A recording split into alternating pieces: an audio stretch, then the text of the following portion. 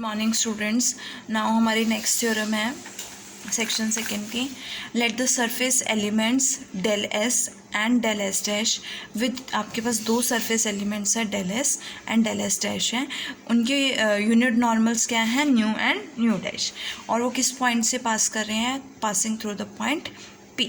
Then the components of the stress vector, then जो आपके पास स्ट्रेस वेक्टर के कंपोनेंट्स होंगे न्यू डैश के डायरेक्शन में, वो किसके इक्वल होंगे, स्ट्रेस वेक्टर के कंपोनेंट्स जो होंगे न्यू डैश के, मीन्स डेल एस डैश के स्ट्रेस वेक्टर के जो कंपोनेंट्स होंगे वो किसके डायरेक्शन में, न्यू के डायरेक्शन में इक्वल होंगे। देखो एक बार और ध्यान से कि आपके पास जो स्ट्रेस के कंपोनेंट्स हैं डेल एस के, ठीक है, और किसका डायरेक्शन में है, न्यू डैश के डायरेक्शन में है, और जो स्ट्रेस वेक्टर के कंपोनेंट्स डेल एस डैश पे हैं लेकिन किसके डायरेक्शन में है, न्यू के डायरेक्शन में, वो दोनों क्या होंगे, equal. It means T nu dash dot nu is equal to T nu dot nu dash. ये आपके पास 2 मार्क्स में क्वेश्चन भी आता है, कंपलसरी क्वेश्चन में आ जाता है ये क्वेश्चन, और कई बार सेक्शन में भी आ जाता है 8 मार्क्स में या 4 मार्क्स में स्प्लिट करके।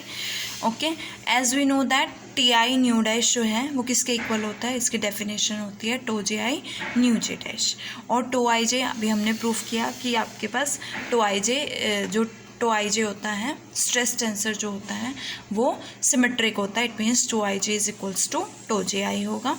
अब मैं T nu dash dot nu की बात करूँ तो T I nu dash component form में T I nu dash dot nu I लिख सकती हूँ। टी आई न्यू डैश की value tau J I nu J dash nu I, and we can write tau J I nu J dash, और tau I J nu आई क्या लिख सकते हैं, T जे new लिख सकते हैं डॉट न्यू जे डैश, और ये किसकी डेफिनेशन होगी, T nu dot nu dash की होगी, है ना। यहाँ से T nu dot nu dash लिख सकते हैं कम्पैक्ट फॉर्म में। अब हमारे पास ये दोनों क्या हो गए, इक्वल, और यही आपको क्या करना था, प्रूफ। नाउ नेक्स्ट थ्योरम है आपके पास, discuss the transformation of stress components under the transformation of coordinates. हमें स्ट्रेस कंपोनेंट्स के ट्रांसफॉर्मेशन डिस्कस करने हैं under the transformation of coordinates, या फिर हम कह सकते हैं show that law of transformation जो होता है वो सिमिलर होता है स्ट्रेन टेंसर के लिए भी और स्ट्रेस कंपोनेंट्स के लिए भी, दैट इज़ टो आई जे जो है वो भी क्या होते हैं, टेंसर ऑफ ऑर्डर 2 होते हैं। So as we know that T nu dash dot nu is equal to tau I J nu I dash nu J होता है। Let tau alpha beta dash जो है आपके पास स्ट्रेस कंपोनेंट्स हैं X I dash coordinate system के according, जिसको हमने एक्स आई कोऑर्डिनेट सिस्टम को रोटेट करके बनाया है। We consider the vector nu dash जो है वो एक्स अल्फ़ा डैश, मीन्स जो आपका एक्स आई डैश के लॉन्ग जो एक्सिस होंगे एक्स अल्फ़ा डैश एक्सिस उसके लॉन्ग न्यू डैश हैं, और न्यू जो है वो एक्स बीटा डैश एक्सिस के लॉन्ग है। Then nu alpha beta dash किसके इक्वल होगा, टी बीटा अल्फ़ा, हम इसको इस तरह से लिख सकते हैं, और is equals to T nu dash dot nu cap is equals to tau I J nu J.